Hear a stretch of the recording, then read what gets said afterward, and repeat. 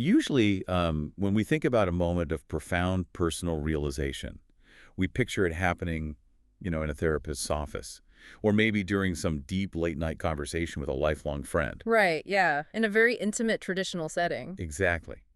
But what if the exact vocabulary you needed to understand your own life was actually waiting for you in the dark, like flickering on a screen, in a movie made over 80 years ago? Which is such a wild concept to wrap your head It around. really is. So welcome back to the Deep Dive. Today we are exploring this deeply personal narrative about finding the language to describe, well, the indescribable. We're looking at an excerpt from a story called Gaslight and the Foreign Classics Film Club. And it is a phenomenal psychological case study, honestly. Yeah, and just to give you, the listener, a quick roadmap before we jump in, this story does touch on some pretty heavy, politically charged themes, specifically racial profiling and police harassment. Which are obviously massive hot-button issues. They are. And I want to be super clear right up front. Our mission here isn't to debate policy today or take any political sides. We're strictly and impartially exploring the narrative and the experiences, just as they are presented in the text. We really want to understand how a piece of classic art can suddenly provide a modern university student with the perfect vocabulary for his very real-world struggles. Right, because it centers on a student whose lived reality is just constantly being challenged by the world around him.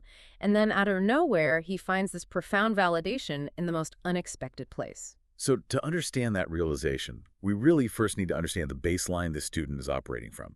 We're following a guy named Mark He's a third-year university student, and he is carrying an immense amount of pressure. Oh, absolutely. He's a Black student navigating the brutal academic load of differential equations and physics. Yeah, and doing it while feeling profoundly isolated.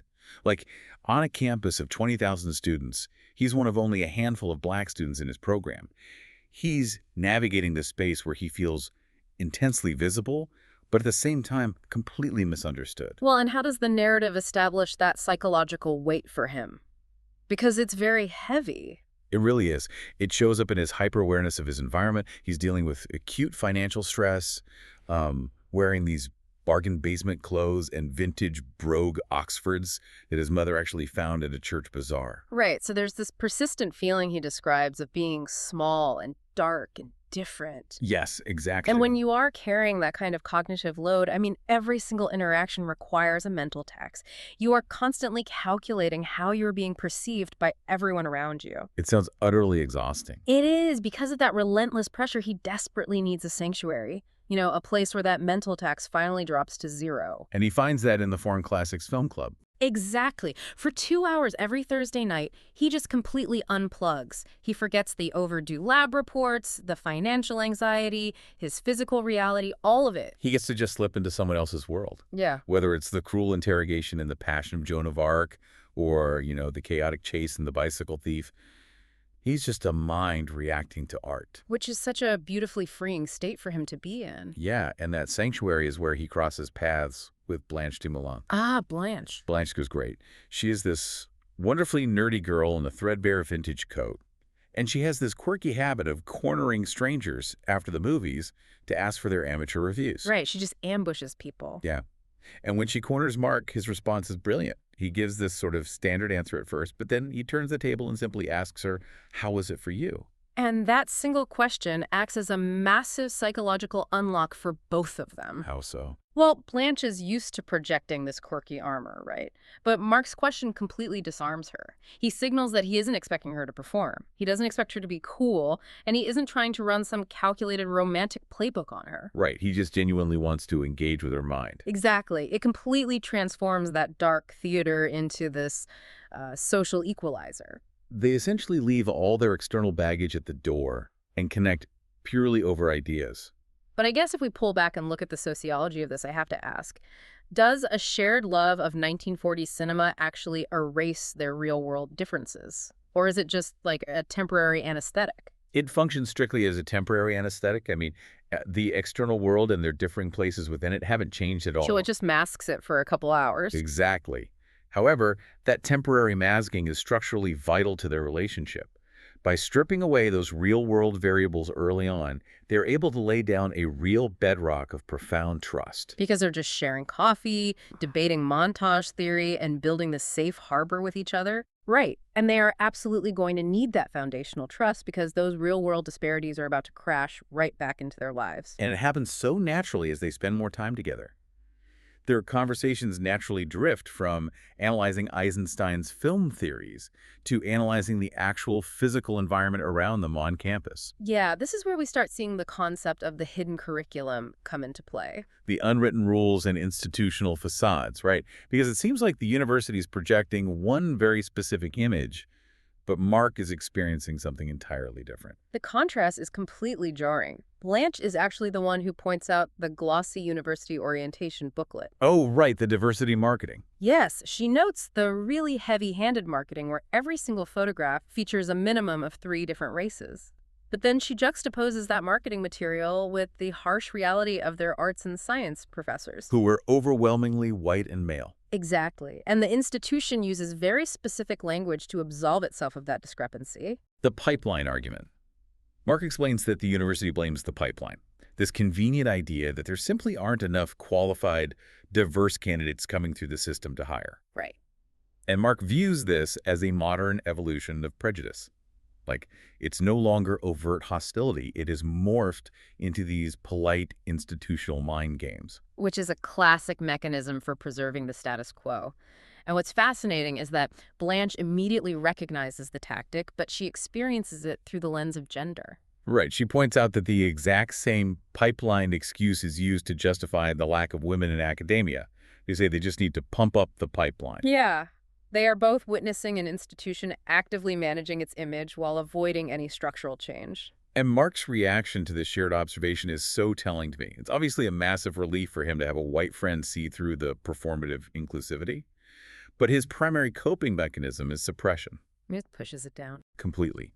He tells Blanche he tries not to get worked up about it because it destroys the concentration, and he needs all his mental bandwidth for particle physics and differential equations. He is making a very calculated decision to just absorb the institutional hypocrisy because fighting it would bankrupt him academically. That brings us to the core tension of his whole existence. Mm.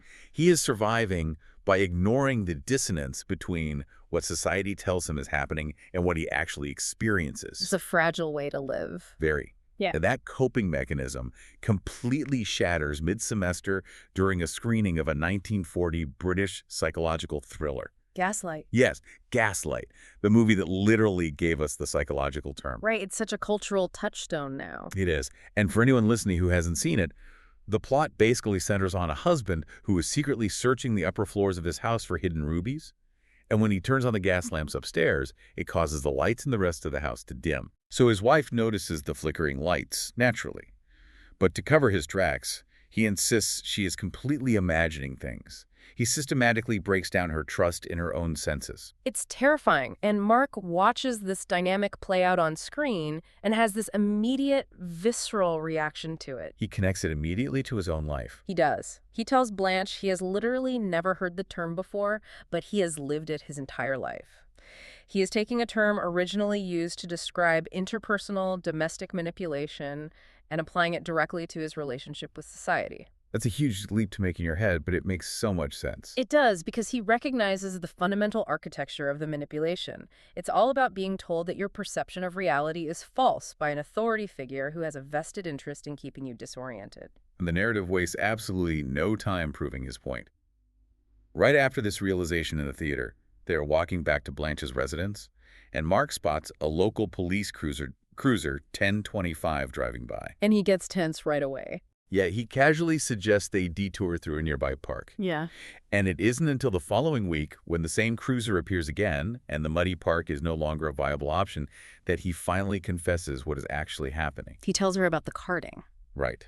Carding, Right. the practice of police stopping him, asking his business, and documenting his details on a small recipe card. And Mark draws a direct line between that recipe card and the movie they just watched. It isn't just about the physical delay of being stopped on the street. It is about the constant implied suspicion. Yeah. He names the experience for the first time. He tells Blanche the police are gaslighting him. Okay, let me pause here and push back on that connection just a bit, because equating a domestic thriller to a routine police patrol is a pretty massive leap. It is a big claim. Right, because the husband in the movie is acting with deliberate, malicious intent to cover up a crime. He knows he is lying. But are routine police patrols and the practice of carding really the same thing? Like, is it fair to call that gaslighting if the intent of the individual officers might just be doing their assigned route? Well, if we only look at the conscious intent of the individual officers, we miss the psychological reality of the person being targeted. Okay, unpack that for me. Gaslighting, especially systemic gaslighting, doesn't require a comic book villain twirling a mustache.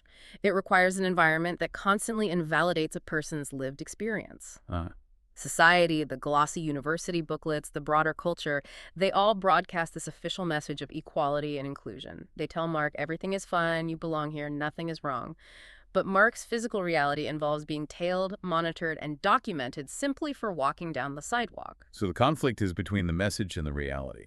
Exactly. The gaslighting is the agonizing gap between the official narrative of equality and the reality of his suspicion. Okay, that makes perfect sense.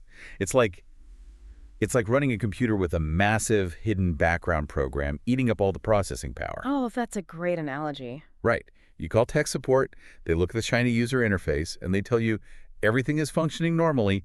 You have the exact same processing speed as everyone else on the network, but you are the one trying to use the machine, and you can physically feel the system dragging. Right, right. You know something is wrong, but the authority figures keep insisting it is just your imagination. And if you are told long enough that your computer is fine, you start to believe you just don't know how to type. You start to doubt your own sanity.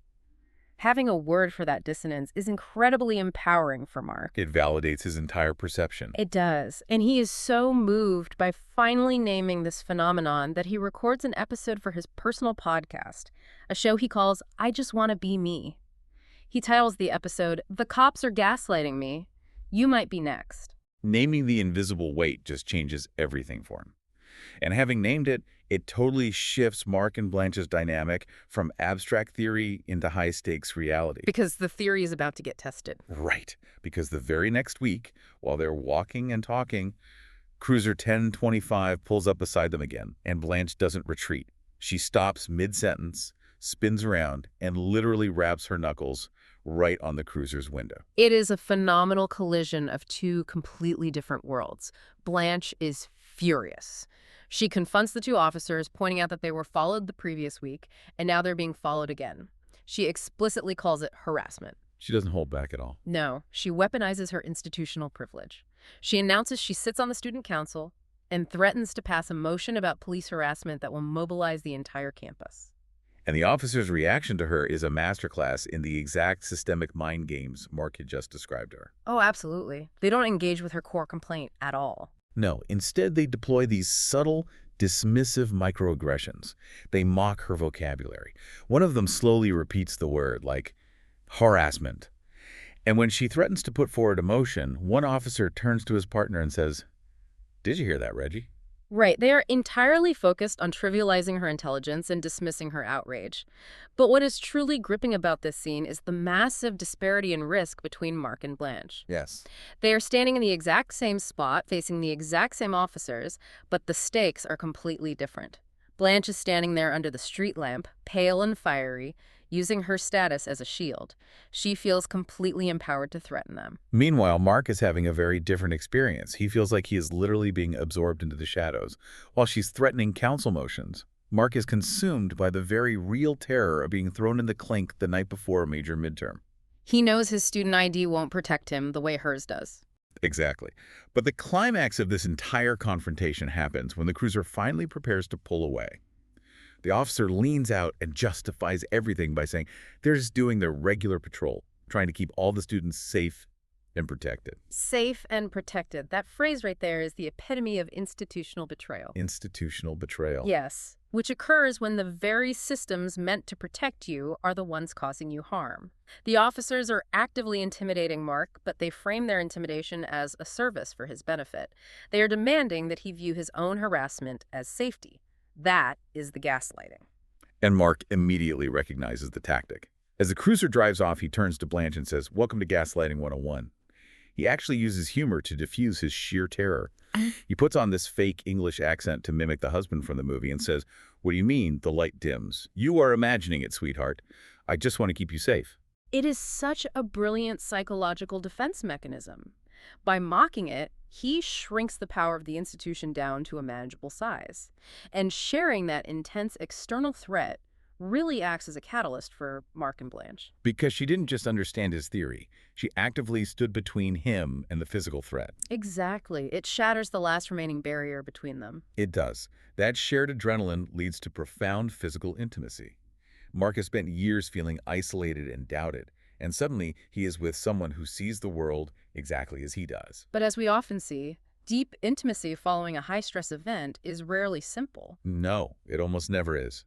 For Mark, finally feeling safe enough to be vulnerable immediately triggers his deepest past traumas. The emotional whiplash he experiences is severe. The narrative describes him leaving her room late that night, going back to his own apartment, and finding himself sitting on his futon, staring at his trembling hands in an absolute panic. He is terrified that his complicated, strange life is going to scare Blanche away. Right. To grasp the depth of that panic, we really have to look backward into the text. The narrative reveals how deeply Mark was burned during high school. Oh, the high school flashback is brutal. It is. Back in grade 10, he joined the Glee Club. It was this chaotic environment of tight leotards and sweating teenagers rehearsing the Addams Family musical. And during that time, Mark ended up contracting an STD. Which was a logistical nightmare for his uninsured mother. Yeah. But the physical ailment was nothing compared to the psychological devastation that followed. Right, because he uncovers this layer of casual, crushing cruelty among his peers. Mark overhears the girls in the Glee Club gossiping about the boys they had been intimate with. They had formed this whisper network they called Taste the Rainbow. Oh, wow. Yeah. They weren't viewing boys of different races as human beings. They were treating them as novelties, as these exotic experiences to be collected and evaluated. The dehumanization there is just staggering. And it escalates, right? Because graffiti appears on Mark's locker reading Small and Dark. Mark is overwhelmed with shame. He tries to cover it with a poster, but someone tears it down. He is entirely exposed. Yeah, he is left agonizing over whether the entire school is laughing at his physical build or his intimacy or both. And this is where he experiences his first major encounter with institutional gaslighting. So what did the school do? Well, when Mark's mother demands the school take action, the principal refuses to remove the graffiti for a month. A whole month. Yes. The principal argues that the words small and dark are not technically obscene and do not meet the strict legal definition of hate speech. Unbelievable. The institution essentially tells a teenager that his acute psychological pain doesn't qualify as real under their rulebook. His reality is invalidated by a technicality. And the trauma of being fetishized, combined with the institution's refusal to protect him, causes Mark to completely withdraw. He quits extracurriculars, swears off dating entirely, and builds a fortress out of mathematics. Which makes perfect sense when you think about how mathematics functions compared to society. How do you mean? Well, math is an algorithm where the inputs always guarantee the outputs. If you do the work correctly, follow the rules, the equation balances. But Mark's social reality is this broken algorithm where the inputs like working hard, keeping his head down, minding his own business yield totally unpredictable, biased outputs depending on who is evaluating him. Math has rules, and it has rules for the rules. It's going to put men on Mars millions of miles away from all this human mess. Exactly. Math cannot gaslight you. A differential equation doesn't change its answer based on the demographic profile of the person solving it. Right. But sitting on his futon after his night with Blanche, that mathematical fortress fails him. He looks at his textbook, and the symbols are just a meaningless blur. The unpredictable variables of human connection have finally breached his defenses. Because he is terrified of being reduced to a novelty again. He's scared of being just another notch on someone's belt. But instead of projecting that fear onto Blanche and sabotaging the relationship, he turns to his podcast microphone. Which is such a healthy pivot. It is. He pictures Blanche listening and records an episode titled, "Am I Just Another Notch on Your Belt?" It is a remarkable display of emotional intelligence on his part. He uses the microphone as a sort of therapy tool to untangle his past trauma from his present reality. He is trying to manage his own mind before their next encounter. Because that next encounter carries immense weight. It really does. And it fundamentally shifts their dynamic again. They finally leave the dark, protected sanctuary of the movie theater entirely. They meet in the harsh daylight at a cafe called the Sleepless Goat. Right, surrounded by mismatched furniture and the noise of the real world. Yeah, and the conversation is incredibly stilted at first. Mark is suddenly shy. They're just treading water, making very safe, analytical conversation about films like The Bicycle Thief. They are circling the massive emotional event of the previous week, but Blanche refuses to let the elephant remain in the room. She takes a breath and asks this remarkably direct question. She drops all the polite terminology and just asks, "So, are the cops always tailing you?" And Mark notices the shift in her language instantly. She doesn't call them officers, she calls them cops. It makes him feel safe enough to open up about the exhausting logistics of his daily life. He really lets her in. He does. He describes driving his mom's old sedan in the summer and constantly seeing a cruiser looming in his rearview mirror. He explains how he varies his driving route every single day, trying to be unpredictable, and yet a cruiser still manages to tail him at least once a week. And the most heartbreaking part of his explanation is how deeply the institutional gaslighting has taken root in his own mind. He admits to Blanche, "I kept thinking I was overreacting." That is the ultimate victory of systemic manipulation, when the victim internalizes the gaslighter's voice. He is drowning in the cognitive load of wondering if his entirely valid perception of reality is just paranoia. But in the bright light of that cafe, Blanche cuts through all of that internalized doubt. When he finishes explaining why he felt he was overreacting, she looks at him and simply says one word: gaslighting. With that single word, she validates his entire existence. She really does. She assures him that his senses are accurate, his fear is justified, and the system is in fact malfunctioning exactly the way he perceives it is. And the relief for Mark is just palpable in the text. He asks her if she finally understands what happened that rainy night, why he was so desperate to take the muddy path through the park to avoid the street. Right, when they first saw the cruiser. Yeah.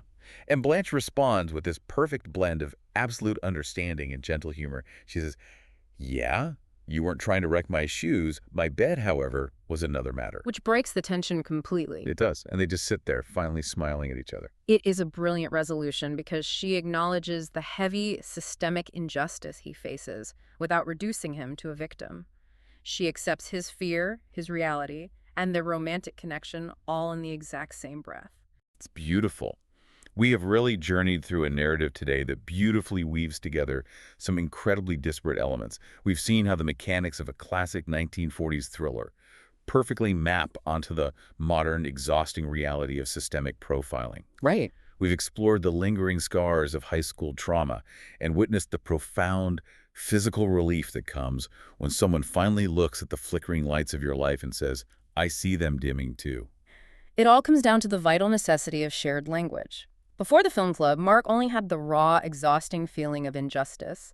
But the art provided the architecture of the idea. The terminology allowed him to communicate it, and that communication ultimately allowed Blanche to bridge the gap and stand beside him. A 1940s thriller gave a modern student the exact word he needed to reclaim his sanity. So I want to leave you with this final thought to mull over.